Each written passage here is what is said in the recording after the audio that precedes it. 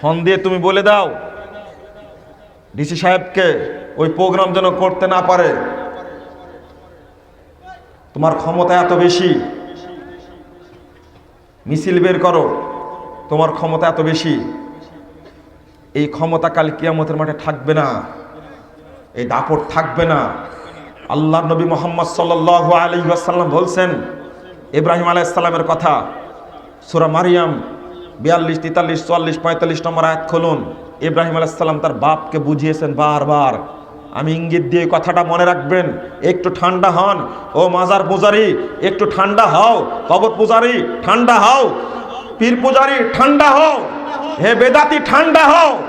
যারা শিরিক বেদাতের প্রতিনিধিত্ব করছো তারা ঠান্ডা হও একটু, না হলে আল্লাহর গজব খুব তাড়াতাড়ি ধরে বসবে, বাঁচার কোনো পথ থাকবে না, বুঝতে পারবে না। ইব্রাহিম আলাইহিস সালাম বলেছিলেন, ইয়া আবাতি লিমা তা'বুদু মা লা ইয়াসমাউ ওয়া লা ইউবসিরু ওয়া লা ইউগনি আনকা শাইয়া। আব্বা, কিসের ইবাদত করেন আপনি?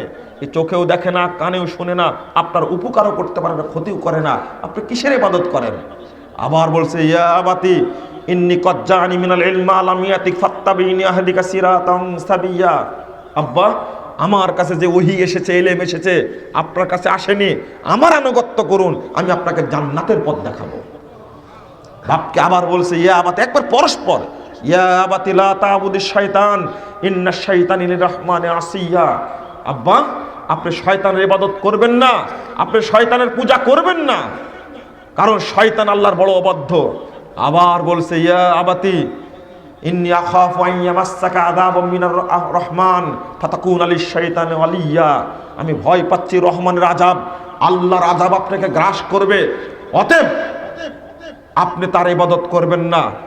ইবাদত করলে বন্ধু হয়ে যাবেন তার। এই আজর বদমাশটা, এই দরদের বাপ ডাকা শোনার পরে এই শয়তান আজর বলছে, ক্বালা রাগিবুন আনতা আন আলিহাতি ইয়া ইব্রাহিম। ইব্রাহিম, তুমি কি আমার বুতগুলোকে, এই দেবদেবীগুলোকে, এই মূর্তিগুলোকে তুমি কি ভৎসনা করছো? তুমি কি মুখ ফিরে নিচ্ছ? লাইল্লাম তান্তাহি, তুমি যদি তোমার মুখ বন্ধ না করো, লারজুমান্নাকা, তোমাকে পাথর দ্বারা মাথা ঘুরিয়ে দিব। ওয়াহজুরনি মালিয়া, দূর হও আমার পরিবার থেকে, তুমি আমার পরিবার থেকে বহিষ্কার থাকতে পারবে না। ইব্রাহিম আলাইহিস সালামকে যে দাপট দেখিয়েছিল আজর, এই দাপট কাল কিয়ামতের মাঠে থাকবে না। সহিহ বুখারী প্রথম খণ্ডে 473 পৃষ্ঠার হাদিসটি বর্ণিত হয়েছে।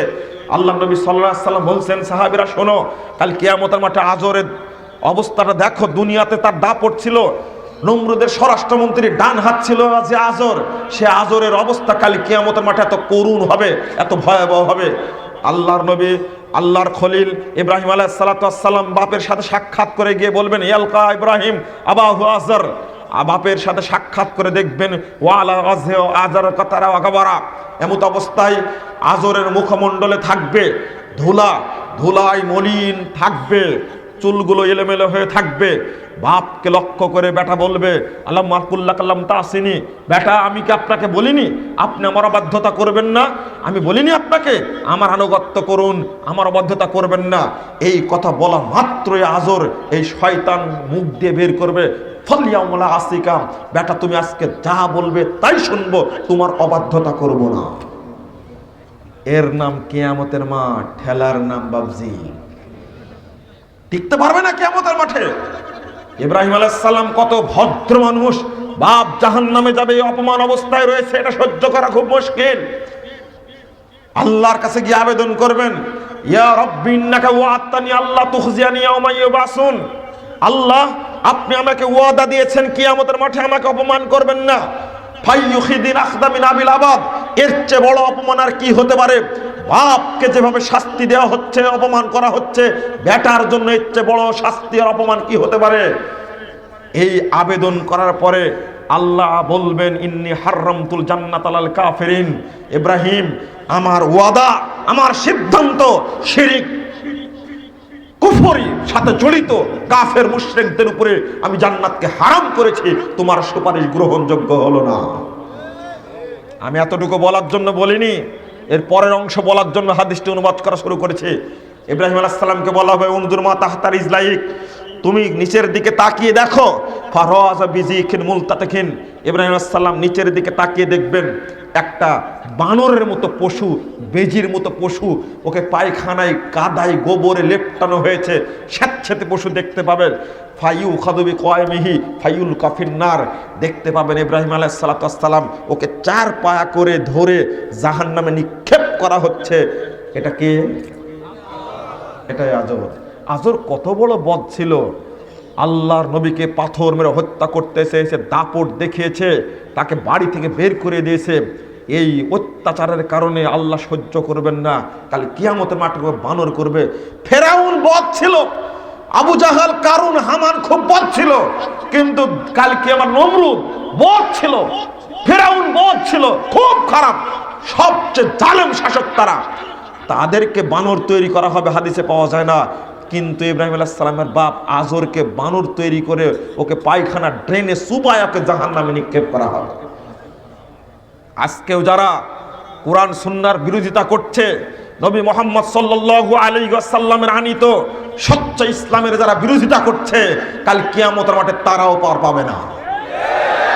যারা সহিহ দাওয়াতকে, নির্ভেজাল তাওহীদের দাওয়াতকে গলা টিপে হত্যা করার ষড়যন্ত্র করছে, আমরা যখন মানুষের কাছে ওহীর ইলম নিয়ে যাচ্ছি তখন তারা গলা টিপে হত্যা করার চেষ্টা করছে।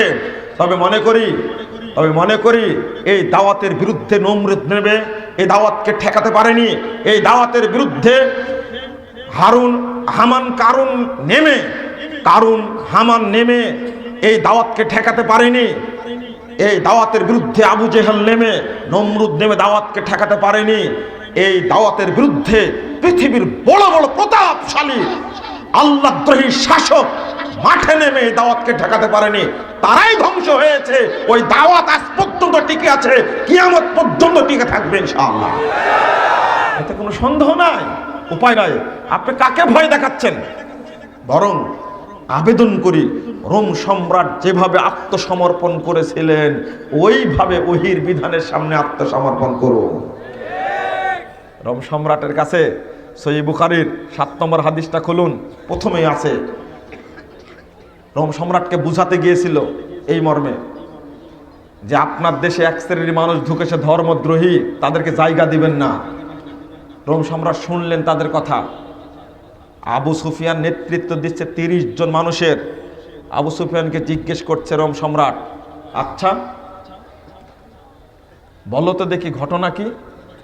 যতগুলো প্রশ্ন করেছে আবু সুফিয়ান সেদিন মিথ্যা কথা বলেনি, এই জন্য যদি আমি এক মিথ্যা কথা বলি মোহাম্মদ সম্পর্কে 30 জন লোক আমাকে মিথ্যুক মনে করবে।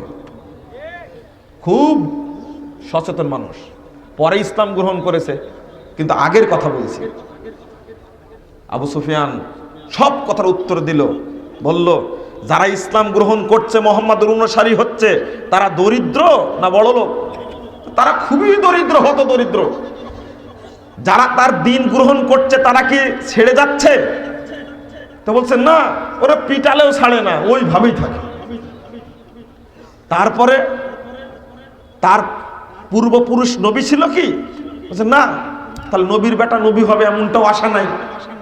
কয়েকটা প্রশ্ন করার পরে বলছেন রোম সম্রাট, ওয়াইন কান হাক্কান মাতাকুল, আবু সুফিয়ান তুমি একটা বোকা মানুষ, তুমি একটা বোকা মানুষ। তুমি মক্কা মদিনা নিয়ে চিন্তা করছো যে মোহাম্মদ আমাদের নেতৃত্ব গ্রহণ করবে? তুমি একটা বোকা মানুষ।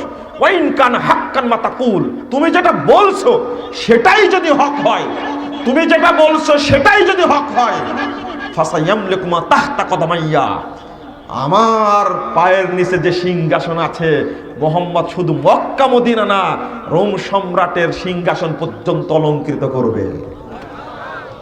আরে পাগল কোথাকার, লাউ কুনতু ইনদাহু, আমি রোম সম্রাট যদি মোহাম্মদকে পেতাম, তার সামনে যদি থাকতাম, লাকাসালতু কদামাইহি, আমি মোহাম্মদের 2 পা ধুয়ে দিয়ে তাকে সম্মান দান করতাম। কি উল্টা গেল না? উল্টা গেল। যদি রোম সম্রাট এই দাওয়াতের কাছে আত্মসমর্পণ করতে পারে, নবী বলে দাবি, নবীর অনুসারী বলে দাবি করো, আল্লাহর বান্দা বলে দাবি করে, মুসলমান বলে দাবি করার পরেও রোম সম্রাটের মতো কুরআনের সামনে, সহিহ হাদিসের সামনে আত্মসমর্পণ করতে পারো না, তোমার মতো কপাল পোড়ার কারো হতে পারে না। কেন? আত্মসমর্পণ করো। ফেরাউন গেছে, নমরুদ গেছে, আবু জেহেল গেছে, কেউ টিকতে পারেনি। তুমিও টিকতে পারবে না, এটা চূড়ান্ত কথা। কেন বিরোধিতা করবা? রোম সম্রাট থেকে শিক্ষা গ্রহণ করো। ওই বিধান নিয়ে মাঠে নেমেছি, যে বিধানের সামনে পৃথিবীর কোনো প্রতাপশালী সাধক টিকতে পারেনি। কাজী নজরুল ওই জন্য হুঙ্কার ছেড়ে বলেছিলেন, আমি যে চির অজেয় ঝোটা কানুনের নেগুর আমার করিতে পারিনি জয়। কত নমরুদ, কত ফেরাউন, কত সাদ্দাদ কারুন, আসিয়াছে মোর চলাপথে হইয়া বাধা বারুন।